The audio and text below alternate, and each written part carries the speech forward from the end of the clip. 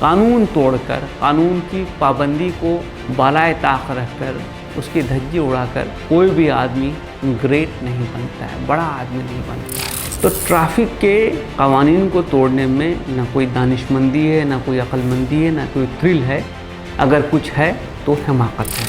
तो जब भी हम रोड रेज करते हैं, ओवर स्पीडिंग करते हैं, डेंजरस ओवरटेकिंग करते हैं, कट मारते हैं, ये बुनियादी तौर से हमारे ऊपर एक शैतान सवार होता है।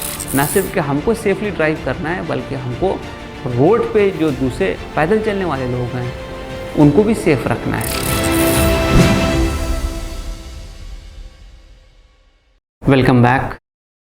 आज जिस टॉपिक पे हम लोग थोड़ी सी गुफ्तगू करेंगे वो एक ऐसी चीज़ है जिसका तजर्बा हम में से हर शख्स ने कभी ना कभी हासिल किया है, महसूस किया इस चीज़ को। वो है ट्रैफिक वायलेशन और दूसरा उसके साथ रोड रेज। ट्रैफिक वायलेशन का क्या कहना, हमारी सोसाइटी में तो अब ऐसा कल्चर हो गया है, कई बार मुझे ऐसा लगता है कि लोग समझते हैं कि अगर उन्होंने ट्रैफिक का कोई वायलेशन कर दिया तो उन्होंने एक बड़ा मार का अंजाम दिया है, बहुत बड़ी बात कर ली उन्होंने। देखो कैसे उल्लू बना दिया, कैसे बुद्धू बना दिया। अच्छा, मैं समझ सकता था कि जब तक कांस्टेबल खड़ा रहता था और वो आपको पकड़ता था और आप भाग जाते थे तो एक थ्रिल उसमें था। अब तो उसकी ज़रूरत ही नहीं है, अब तो कैमरा है वहाँ पे, सो आपका नंबर प्लेट आ गया वहाँ पे। बहुत जल्द एक लव लेटर आपको आएगा डिपार्टमेंट से प्रूफ के साथ कि आप फलां जगह पे आपने ये सिग्नल जंप किया है और ये है आपका फाइन, ये है वो कीमत जो आपकी उस थ्रिल की है। अभी तो यहाँ पे नहीं हुआ, लेकिन दुनिया के बहुत सारे मुल्कों में उसके साथ एक पेनल्टी के पॉइंट भी होते हैं और वो पेनल्टी के पॉइंट जुड़ते जाते हैं साल भर। और एक लेवल अगर आप क्रॉस कर लें तो आपका जो लाइसेंस है वो कैंसिल हो जाता है। हम इस चीज़ का एहसास यहाँ नहीं कर सकते, लेकिन बाहर के मुल्कों में जिसके पास लाइसेंस नहीं है गाड़ी चलाने का, वो दरअसल अपाहिज है। वहाँ पे एक ड्राइवर अफोर्ड करना ऐसा है कि 50,000 रुपया पर महीने के लिए यहाँ किसी को आप ड्राइविंग की नौकरी पर रखें। इसीलिए अमूमन आप देखते हैं कि वेस्टर्न कंट्रीज़ में और अब तो मिडिल ईस्ट में भी बहुत हद तक लोग गाड़ी खुद चलाते हैं, ड्राइवर अफोर्ड ही नहीं कर सकते। सूनर और लेटर ये सिस्टम यहाँ पे भी आ जाएगा। तो ट्रैफिक के कवानीन को तोड़ने में ना कोई दानिशमंदी है, ना कोई अक्लमंदी है, ना कोई थ्रिल है। अगर कुछ है तो हमाकत है। जानबूझ के अपना नुकसान कराना है, रॉन्ग साइड में चलना, ट्रिपल सीट चलना, बिना हेलमेट के चलना, स्पीड लिमिट को ब्रेक कर देना, जहाँ पे परमिटेड नहीं है जिस गाड़ी को लेके जाना वो गाड़ी वहाँ पे लेके जाना। जैसे अब देखिए ईस्टर्न फ्रीवे है, ईस्टर्न फ्रीवे पे मोटरसाइकिल परमिटेड नहीं है या 3 व्हीलर्स परमिटेड नहीं है। मैंने देखा है कि कई भाई लोग अपने शौकिया लेके जाते हैं और अंजाम वही होता है, क्योंकि वहाँ पे भी कैमरे लगे हुए हैं। फिर ये शब बारात के वक्त में, ये कभी कभी और दूसरे त्योहारों के मौके पे रात के वक्त मोटरसाइकिल पे सच संवर कर माशाल्लाह एक बड़ा नूरानी ड्रेस पहनकर जो हम निकलते हैं और हाई स्पीड में मोटरसाइकिल चलाते हैं। फिर उसके बाद स्टैंड खोलते हैं और देखते हैं कि आग कैसे निकलती है। याद रखिए, आग किसी का घर नहीं देखते। जो आग ज़मीन से निकलती वो गाड़ी को भी जला सकती है और आपको भी राख कर सकती है। इसमें कोई बहादुरी नहीं है। बहादुरी किस चीज़ में है?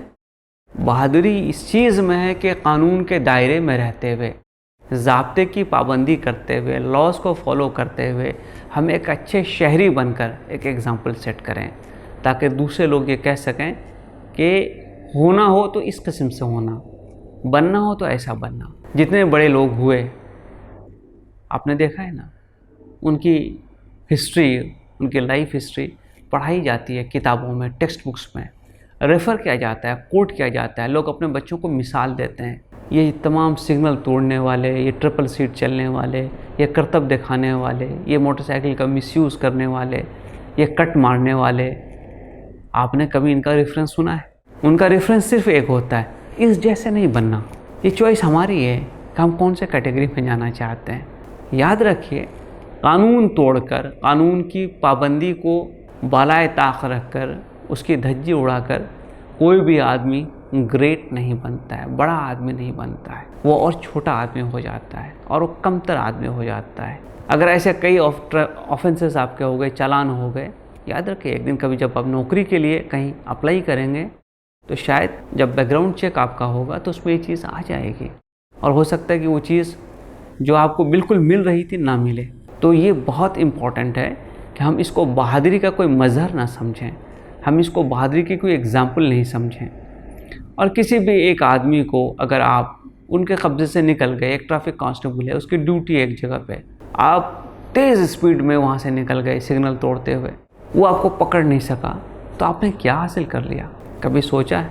खुदा न खास्ता अगर एक्सीडेंट हो जाए तो? यहाँ JJ फ्लाईओवर है, उस पर मोटरसाइकिल परमिटेड नहीं है। मैंने कितने एक्सीडेंट्स देखे हैं मोटरसाइकिल के। वहाँ पर कर्व पर हम यूं कट मारते हैं, यूं घुमा के चलते हैं जैसे कि हम जो रेस होती है और रेस में मोटरसाइकिल चला रहे हैं। भाई जो लोग रेस में जाते हैं उसके लिए वो बड़ी ट्रेनिंग लेते हैं, उसके लिए उनके पास प्रोटेक्टिव गियर होता है। अगर वो गिर भी जाए तो उनको चोट बहुत कम पहुंचती है। आपके पास क्या है? आपने तो हेलमेट भी नहीं डाला हुआ है। तो याद रखिए कि हम कानून को तोड़कर कोई बहुत ग्रेट अचीवमेंट ज़िंदगी में नहीं कर रहे हैं। ये कोई ऐसी अचीवमेंट नहीं है जिसके बारे में आप कभी कहीं जिक्र भी करना मुनासिब समझेंगे, पसंद करेंगे, किसी को बताना चाहेंगे कि देखो यार मैंने इतना बड़ा काम कर लिया है। और इससे जुड़ी हुई चीज़ है रोड रेज।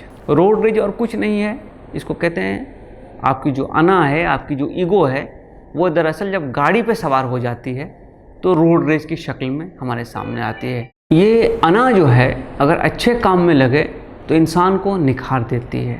जैसे पत्थर को काटने से वो चमकने लगता है, उसमें मूर्ति बनती है, एक शेप उसको मिल जाता है और उसकी बड़ी कीमत होती है। हीरे को काटने से उसकी चमक दमक बढ़ जाती है। वैसे अना होती है, अगर वो अच्छाई की तरफ लग जाए वो आपको कहाँ से कहाँ पहुँचा देगी, आपको ऐसे मेहनत के रास्तों पर डालेगी, ऐसे मशक्क़त आपसे करवा लेगी, आपका इतना डेवलपमेंट करवा देगी कि आप दुनिया के लिए एक मिसाल बन जाएंगे। स्टीव जॉब, मार्क ज़करबर्ग, इतने सारे लोग हैं जिन्होंने अपनी ज़िंदगी में जो हासिल किया है उसकी बुनियादी वजह वो पॉजिटिव ईगो है, वो एनर्जी है जो उनको एक्सीलेंस के लिए ड्राइव करती रहती थी। लेकिन जब ये अना नेगेटिव हो जाए तो ये अना नहीं होता, ये शैतान होता है जो आपके सर पे सवार होता है। आपने कभी सोचा है 5 मिनट 10 मिनट अगर जल्दी भी मैं कहीं पहुंच गया तो क्या ऐसी चीज़ हासिल कर लूँगा जो इत्मीनान से पहुंचने से नहीं हासिल होगी? हमारे खाने का वक्त वही रहता है, हमारी नींद का वक्त भी वही रहता है। दूसरे को नीचा दिखाना, उसके आगे अपनी गाड़ी को लेके जाना, गाड़ी रेस करना, अनसेफ ओवरटेकिंग करना और उस चक्कर में अपनी गाड़ी को नुकसान में डालना, ख़तरे में डालना, अपनी ज़िंदगी को ख़तरे में डालना, ये किस हद तक मुनासिब है? कभी हमने सोचा है? याद रखिए कि रोड पे स्पीड लिमिट क्यों फिक्स की जाती है? ताकि आप सेफ़ रहें। बल्कि एक बड़ा मशहूर स्लोगन भी है वहाँ पर, safety on road is safety at home. क्या आप अगर रोड पे सेफली चले तो घर पहुँच के इत्मीनान से चाय पी सकते हैं, नाश्ता कर सकते हैं, अपने घर वालों से मिल सकते हैं, उनके साथ ज़िंदगी गुजार सकते हैं। देखिए ज़िंदगी सिर्फ एक बार मिलती है, ये हमारे हाथ में कि हम उसका अंजाम क्या करें। आपने किसी बीमार शख्स को देखा है, किसी आदमी के जिसके हाथ पांव टूट गए हों, कि वो बहुत खुश हो? अगर कभी मौका मिले तो जो हैंडीकैप्ड वार्ड होता है उधर जाकर आप देखें कैसे लोग व्हील चेयर पर दूसरों के सहारे चल रहे होते हैं। क्या हमको उसमें शामिल होना है? आपने उन लोगों को देखा जो पैरालाइज हो जाते हैं?